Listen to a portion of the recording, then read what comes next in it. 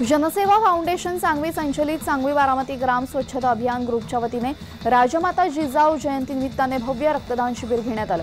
यात 100 बाटल्या रक्त संकलित करण्यात आले।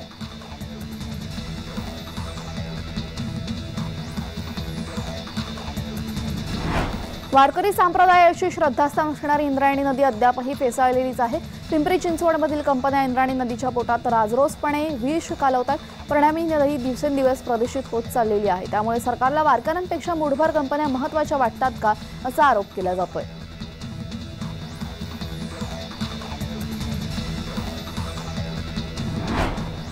माजी खासदार खतगावकर यांच्या विरोधात फसवणुकीचा गुन्हा दाखल करण्यात आलाय। काँग्रेस नेते अशोक चव्हाण यांचे ते नातेवाईक असल्याने चर्चा सुरू झालेली आहे।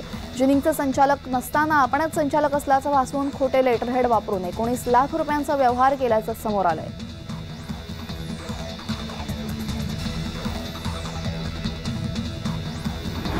कृषी तंत्रज्ञान व्यवस्थापन यंत्रणा कृषी विभाग महाराष्ट्र शासन पशुसंवर्धन विभाग जिल्हा परिषद चंद्रपूर यांच्या संयुक्त विद्यमानाने 3 ते 7 जानेवारी 2024 या कालावधीत चांदा क्लब ग्राउंड चंद्रपूर इथं जिल्हास्तरीय कृषी महोत्सव पशु प्रदर्शन चर्चासत्र चांदा एग्रो 2024 चं आयोजन करण्यात आलेलं।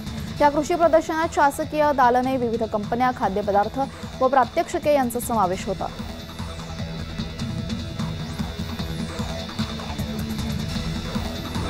भिवंडी शहरात अयोध्येमधून निमंत्रित मंगल अक्षदा कलशाची भव्य दिव्य शोभायात्रा काढण्यात आली। छत्रपती शिवाजी महाराज चौक ते काळासारखी टिळक चौक भीमेश्वर मंदिर या ठिकाणी या मंदिरापर्यंत ही यात्रा काढण्यात आली। यावेळी चिमुकल्यांनी प्रभू श्रीराम आणि सीतेचा वेश परिधान करून यामध्ये महिला पुरुष लहान मुले कलश यात्रेत सहभागी झालेले।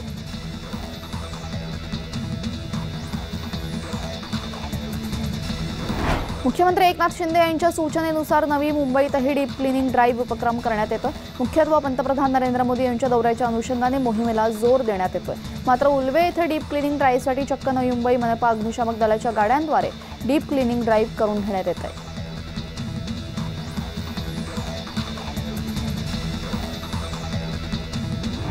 मुंबई एटीएसने बोरिवलीत मोठी कारवाई केली आहे। गेस्ट हाऊसवर छापा 6 जण अटकेत 3 बंदूक आणि 36 काडतुसी जप्त करण्यात आली आहेत।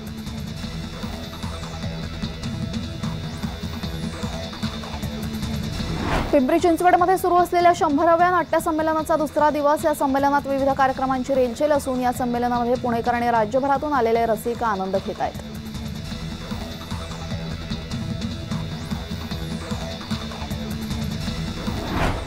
सांगलीमध्ये भारती विद्यापीठची वंदे भारती मॅरेथॉन झाली। 3000हून अधिक महाराष्ट्र आणि महाराष्ट्राबाहेरच्या स्पर्धकांनी मॅरेथॉनमध्ये सहभाग नोंदवला। एक पाऊल आरोग्याकडे हा उद्देश ठेवून या मॅरेथॉन स्पर्धेचं आयोजन करण्यात आलं होतं।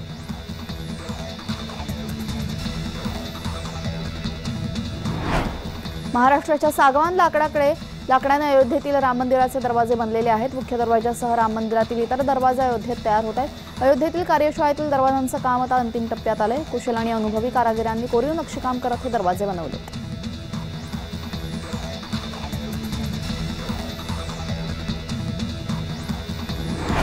नाशिकच्या बागलकाणकरांचे आराध्य दैवत असलेल्या देव मामलेदार यशवंतराव महाराजांच्या 136व्या पुण्यतिथी सोहळ्यानिमित्ताने यात्रोत्सवाला सुरुवात झाली।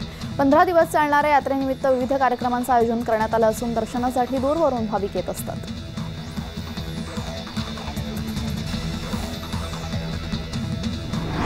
मकर संक्रांत सण काही दिवसांवर आलेला आहे। या सणासाठी वोळक्याची पूजा करण्यात येते। पूर्वीपासून परंपरा आहे। हेच सुगडं सध्या तयार करण्यासाठी कुंभार कारागिरी व्यस्त असल्याचे चित्र दिसून येत आहे।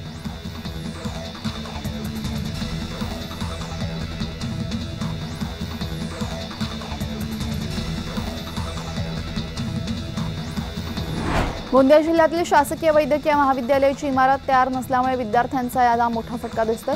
गोंदिया जिल्ह्यातील शासकीय महाविद्यालयामध्ये अपुऱ्या जागेच्या अभावी विद्यार्थ्यांना अभ्यासाची सोय उपलब्ध नसल्यामुळे आता अभ्यास कुठे करावा असा प्रश्न विद्यार्थ्यांसमोर निर्माण झालाय।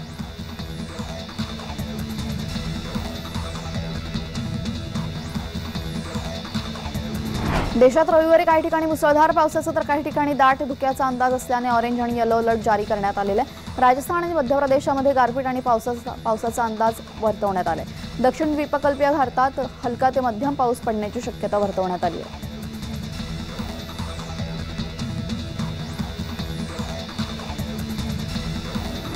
पद्मिनी कोल्हापुरे या हिंदी चित्रजगतातील प्रसिद्ध अभिनेत्री पद्मिनी कोल्हापुरे यांच्या घरी एक सुखद सोहळा साजरा झाला। पद्मिनी कोल्हापुरे यांच्या सुनेच्या डोहाळे जेवणाचा कार्यक्रम नुकताच पार पडला।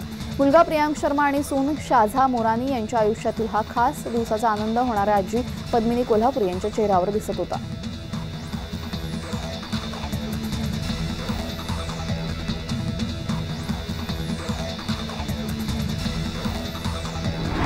गोंदिया जिल्ह्यात सध्या हवामान बदलामुळे मोठ्या प्रमाणात सर्दी, ताप, खोकला यांसारख्या संसर्गजन्य रुग्णांची वाढ होतीये।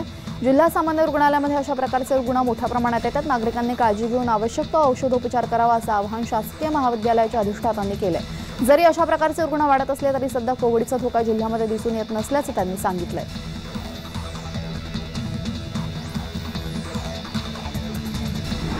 नाताळ सुटीत पर्यटनासाठी गेलेले नागरिक घरी परतत आहेत। त्यांच्यामार्फत पुढील काही दिवस कोरोना संसर्ग मोठ्या प्रमाणात वाढण्याची शक्यता आहे। त्यामुळे ताप, सर्दी, खोकला इत्यादी लक्षणे असणाऱ्या नागरिकांनी कोरोना चाचणी करावी अशा सूचना कोरोना कृती दलाकडून करण्यात आलेल्या आहेत।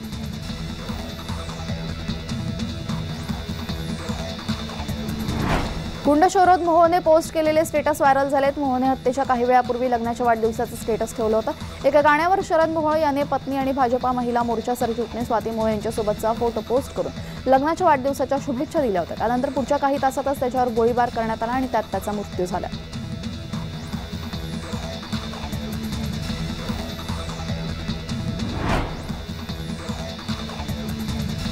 विरोधी पक्षनेते अंबादास दानवे यांच्या मुलाचं लग्न नुकतंच पार पडलं। पुत्र धर्मराज आणि स्नुषा रश्मी यांच्या लग्नाच्या मिरवणुकीत अंबादास दानवे यांनी ठेका धरल्याचं पाहायला मिळालं। वरातीत त्यांनी पत्नीसह नृत्य केलंय।